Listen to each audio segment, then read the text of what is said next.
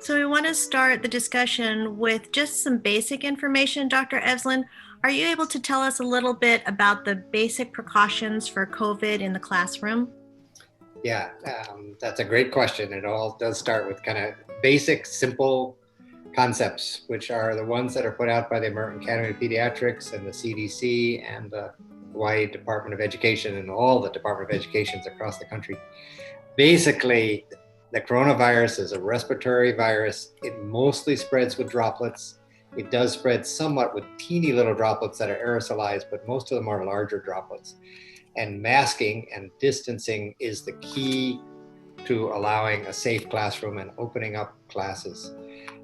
It's remarkable how effective masking is. And the other point I'd like to make is the American Academy of Pediatrics makes a very strong point. It's not either distance or wear a mask. It's wear a mask and have the distancing. So I've seen some classrooms where the kids are 6 feet and more apart and they're saying, well, they're 6 feet apart, they don't need to wear their mask. That's not the case. The mask is the most effective thing that we can do. And you put masking and distancing together, you have a much safer environment. So masking and distancing, really important. One of the considerations is how much illness is in your community.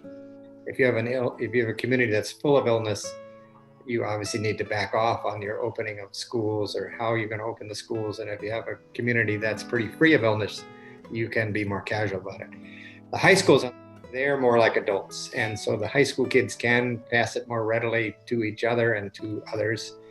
So they do need to have the 6 feet apart and the masks. So masking and distancing remain extremely important in the high school area. Just a few other points that make a certain amount of sense. The best thing is to have a cohort. So in the elementary schools, you should stay in your bubble, in your class, and that should be your group. And if you go outside and play, the playing should be in your group, not mixing groups up together.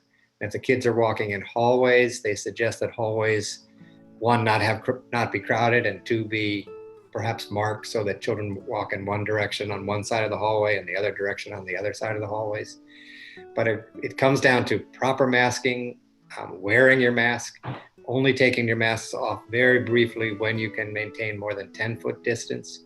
And this concept that, oh, I'm 6 feet apart, I can take my mask off in the classroom is incorrect. It's masking and distancing which makes the difference. So those are kind of general points on masking, but masking is what's going to make all the difference. It really is really important. Thank you so much, Dr. Evslin. And we do have a few frequently asked questions still related to masking. For example, if the student cannot hear the teacher, is it okay for the teacher to remove the mask as long as they're 6 feet away? So that's a great question. If you look at the American Academy of Pediatrics material on this, what they essentially say is the most dangerous person in the classroom is the teacher. So adults spread this much more readily, particularly more readily than small children. And the teacher's doing most of the talking, if you think about it. And that's how droplets come out, is through talking. So teachers have to wear their masks. 6 feet away is not a way to stay safe. And a face shield is not good enough. A teacher could wear a face shield and a mask, but a face shield will not protect others well against the droplets. So teachers need to wear their mask. And what's particularly interesting is the American Academy of Pediatrics has a lot about adults. They're saying teachers and adults are so dangerous in this situation that you want to tell the parents that it would be better for them not to be talking to each other too much in the parking lots when they bring the kids, or at least making sure that they're wearing masks and they're also a distance in the parking lots. And teachers, they're very worried about staff rooms for teachers. The idea that teachers would cluster together in staff rooms, which tend to be not well ventilated, is a high risk situation. So it sounds terrible to say it, but the teacher is actually the most dangerous person in the classroom, and they really need to wear their masks. And these have to be good masks, and they have to be properly worn. And this is for everybody. Masks shouldn't be too loose fitting. They need to be up over your nose and under your chin. If they're loose around your nose, loose around the sides, they aren't particularly effective. And they never should have those valves in it. You see masks sometimes with valves. The valve lets the air come out of the mask, so it's not protecting others at all. So valves on masks are not a way to make an effective mask. Here are two frequently asked questions regarding eating and drinking. Is it safe for students to eat lunch in their classrooms? And how about staff in the break room or classroom? So eating and drinking is obviously the higher risk time of this, because you need to take your mask off to do it. By far the best way to eat or drink is outside. So if schools can set up areas where the kids can eat outside with some distancing, that's by far the best way to do it. And these lunches should be kind of grab and go lunches. They should be box lunches and so on, not things where they have buffet lines. About staff in the break room or a classroom, we talked about that.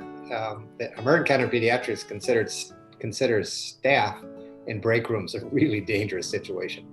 Again, because they're not well ventilated and the staff tend to start talking and whatever in those rooms. So they actually suggest even shutting the staff rooms or making it so that teachers and others go in one at a time to get their coffee or whatever. But the idea of a group of staff in a break room is probably not a good idea. How can students play or socialize safely? And they're considering that kids should play in their cohort. So what you don't want to do is mix your cohort. So if you have two different classes, they should be separated, either going out by different times or different parts of the playgrounds. They don't want contact, basically. So contact sports aren't a good idea, but non-contact activities you can do outside, and they're not necessarily discouraged. In terms of cleaning out there, they talk about cleaning the areas that are heavily used. So if there are banisters and so on, those particularly need to be cleaned, just in terms of sanitation. Our next question is on ventilation. How do we make classrooms safer with ventilation? So again, this is interesting. So the general guidelines are wear your mask, stay distance, and have ventilation. And what we know is, because this is mostly respiratory droplets and some aerosolized, meaning smaller droplets, having moving air and outside air makes it much, much safer. So in Hawaii, we're really fortunate. Our high humidity and our trade winds makes our outside environment quite safe. And the more that you can imitate the outside environment inside, the safer the inside spaces. The essential suggestions are open all the windows in your classrooms and the doors. They like the doors open, one, because it allows cross ventilation, and two, it's much better if the kids aren't touching the door handles as they come in each time. That makes that a high touch area. So if you can keep a door open, that's better.